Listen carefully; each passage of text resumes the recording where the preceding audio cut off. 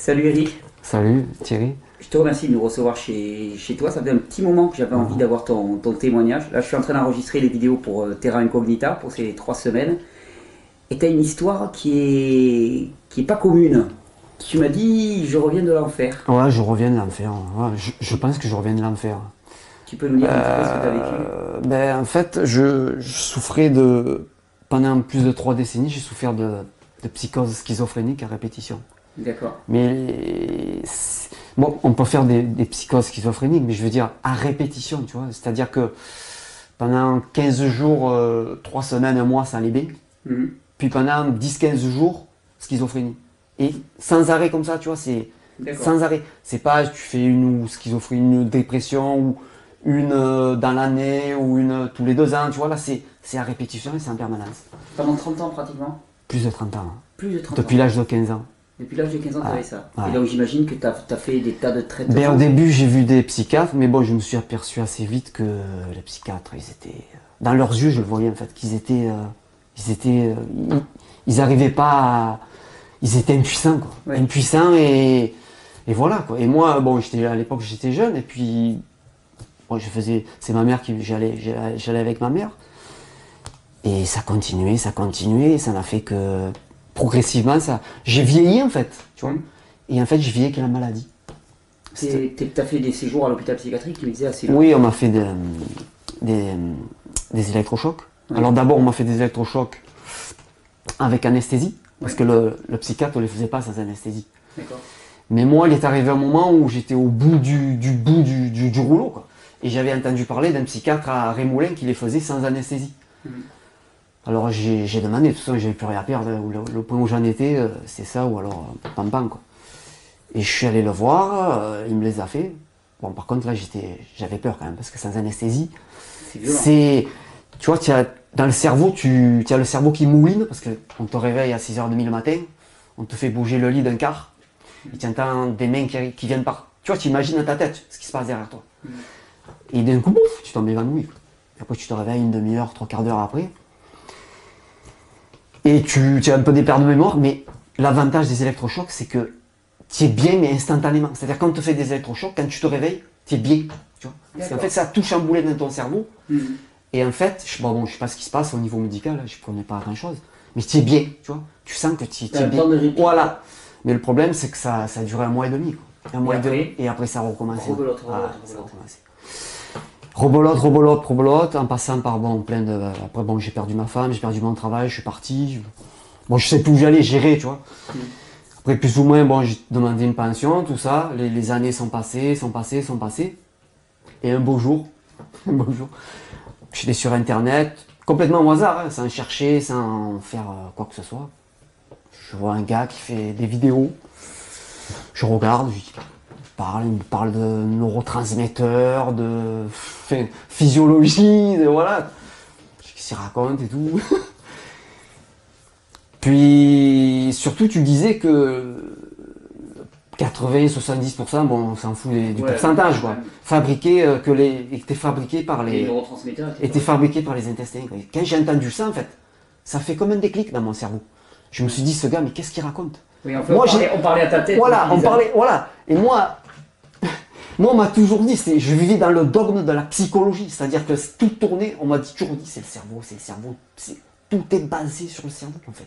Tout ce que tu as, c'est le cerveau, ça marche que dans ta boîte, il n'y a que là. C'est le corps, il suit. Mais non.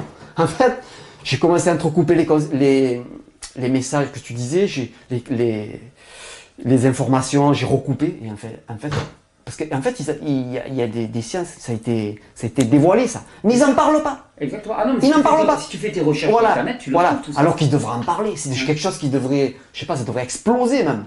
Ils devraient parler même que de ça. Et je te vois, toi qui fais ta vidéo, et je dis, mais c'est pas possible. Et au bout de, je sais pas, 10 jours, je commentais un extracteur, tout ça, je commence, et je bois le jus. Et je sais pas, c'est un ressenti, comme tu dis. Le premier jus que j'ai bu, je me rappelle, c'est un jus de fruits. Je sais pas, j'ai senti comme si, tu vois, quelque chose que j'avais jamais bu, mais qui m'apportait quelque chose, tu vois. Puis après, j'ai continué, j'ai fait des légumes par contre. Plus de légumes que de fruits. Et bon, j'ai fait des tisanes. Qu'est-ce que j'ai fait? Bon, j'ai supprimé d'entrée le gluten.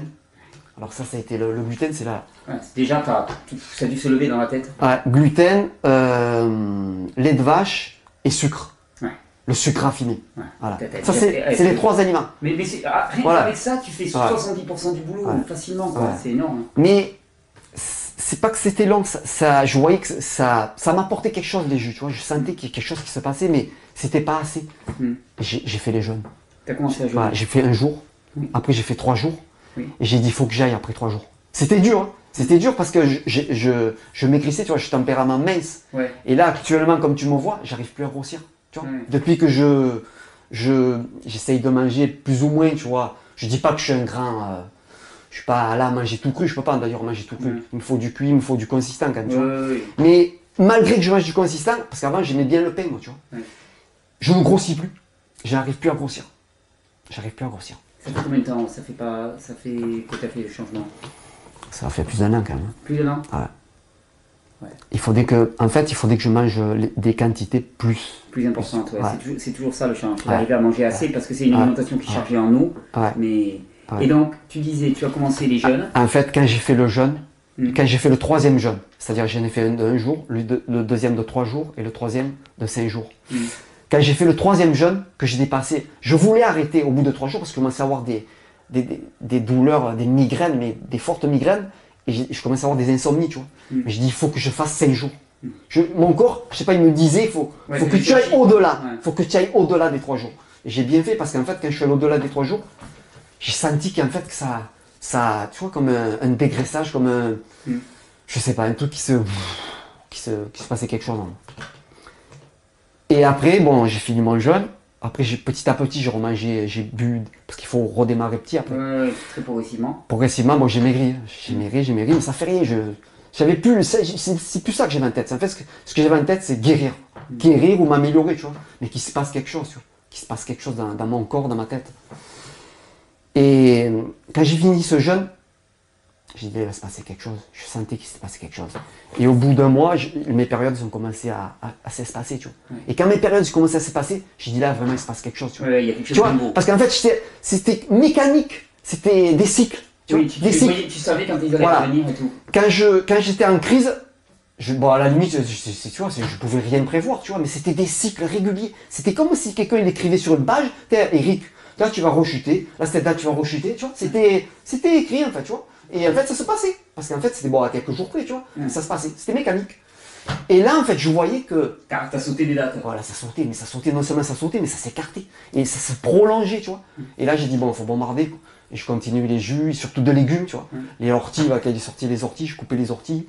Les chardons-marie, tu sais, les chardons-marie, je coupais, je buvais.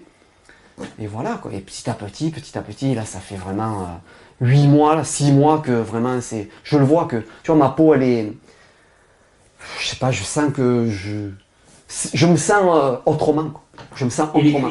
les depuis 8 mois? Ah, il n'y a plus rien. Il n'y a plus rien du tout. Plus rien du tout. Mais pour moi, c'est le gluten, quoi. Je pense que c'est le gluten. Oui. Le gluten et le sucre. Parce que j'étais un gros gourmand de. Tu vois, je mangeais pas des tartes, tout ça, mais c'est une merde, tu vois, de yaourt, des sucrés, tu vois, plein de. Tu vois, des trucs qui sont pas bons, quoi. Tu te rends compte, c'est quand même une folie. C'est-à-dire que pendant 30 ans, tu es passé par l'hôpital psychiatrique, électrochoc, thérapie cognitive en tout genre, et ainsi de suite. Ouais. Alors qu'en fait, c'était juste une question alimentaire. Ouais, c'était juste une question alimentaire. La clé était là. Ah oui. C'était. Ça pourrait être risible si c'était pas aussi horrible. Mais je préfère mieux en rire. Je préfère mieux en rire parce que je vais pas m'apitoyer sur mon sort. Mais je préfère mieux en rire. Tu te rends compte de cette folie à travers laquelle on passe au travers de tout ça et puis on rate tout, quoi. Ah ouais. Mais le jeûne, c'est vrai que le jeûne, c'est accélérer les choses. Mais le problème, c'est qu'il faut pas, après je sais pas, moi je suis pas un professionnel, mais je sais qu'il faut pas faire un jeûne, comme tu avais dit là, d'un coup, mettons. Oui, tu as bien fait un jour, 3 jours et 5 jours. Ouais. 5 jours. Mais je vais en parler durant ce terrain incognita, je vais en parler beaucoup de ce qu'on appelle la maladie mentale, entre guillemets, et ramener ça dans le corps. Parce que de toute façon, le mental, il est dans le corps, et il fonctionne en fonction du corps et en fonction de ce qu'on lui donne à manger, en fonction de notre environnement. Et ça, c'est une manifestation extraordinaire, quoi. Et bon, tu disais ta peau qui s'est améliorée. Je le vois. Mais je le sens, tu vois. C'est comme. Ben, tu le ressens. Tu le ressens. Tu ressens que dans ton corps, il y a quelque chose qui circule. que d'habitude ça circule pas comme ça. Il y a quelque chose dans ton corps. Je sais pas. Et dis-moi, les gens qui étaient autour de toi, les médecins, la famille, les gens comme ça, ils ont vu ce qui se passait? Ah, mon frère, moi je suis proche de mon frère, c'est-à-dire que voilà, je discute quand j'ai quelque chose d'intime à discuter, je discute avec mon frère. Et bon voilà, après il me dit ouais, parce que lui il est pas trop là-dedans, tu vois, mais après il s'intéresse à tout, il est curieux, comme tout le monde. Ça a quand même dû l'interpeller. Oui, ça l'a interpellé. Et je dis voilà, il m'a dit de toute façon, vas-y, au point où tu en es, tout essayer. Et les médecins, t'as réussi à Ah non, mais les médecins, j'ai plus de contact avec les médecins. Mais même avant, même quand j'étais malade, j'ai plus de contact avec les médecins. Parce que les médecins, ils ne peuvent plus rien, ils sont impuissants. Ils sont impuissants, mais quand je te dis impuissants, ils sont impuissants.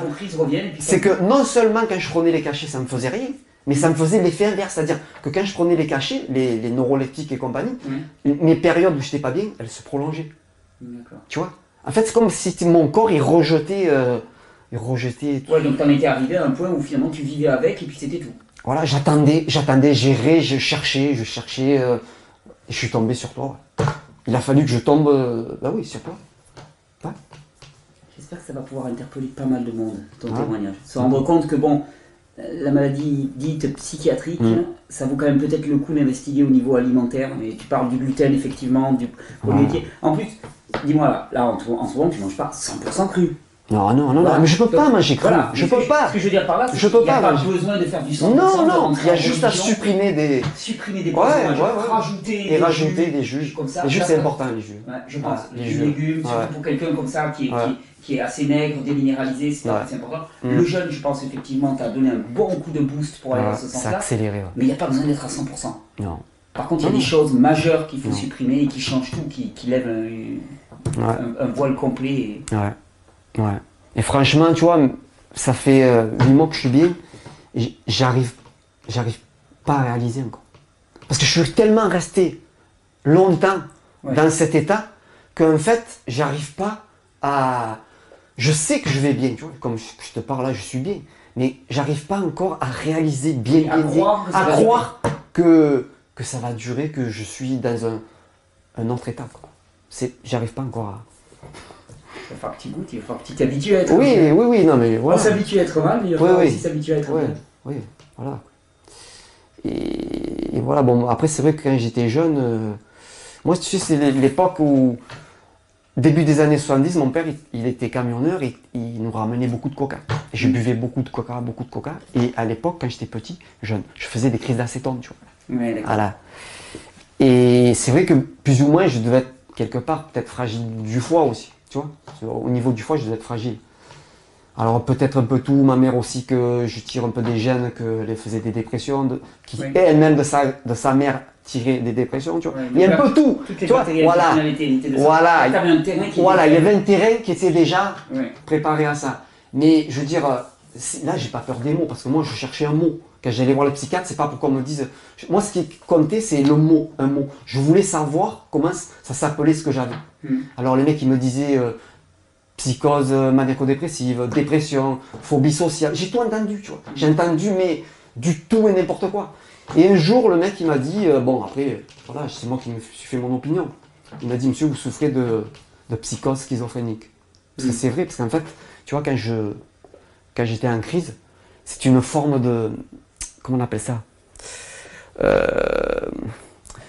que tu te renfermes sur toi, d'autisme. Tu vois, c'est de l'autisme en fait, c'est une forme d'autisme. C'est-à-dire que je renferme.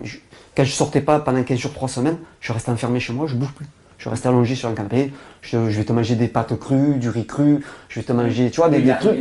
Je suis dans un autre monde, quoi. Ma capacité mentale est complètement diminuée, je veux dire, c'est même plus la même personne, tu vois. C'est moi, mais c'est plus la même personne. Et puis après tu réémerges. Et après tu réémerges petit à petit, tu te sens mieux et c'est sans arrêt comme ça, tu vois. Et voilà, quoi.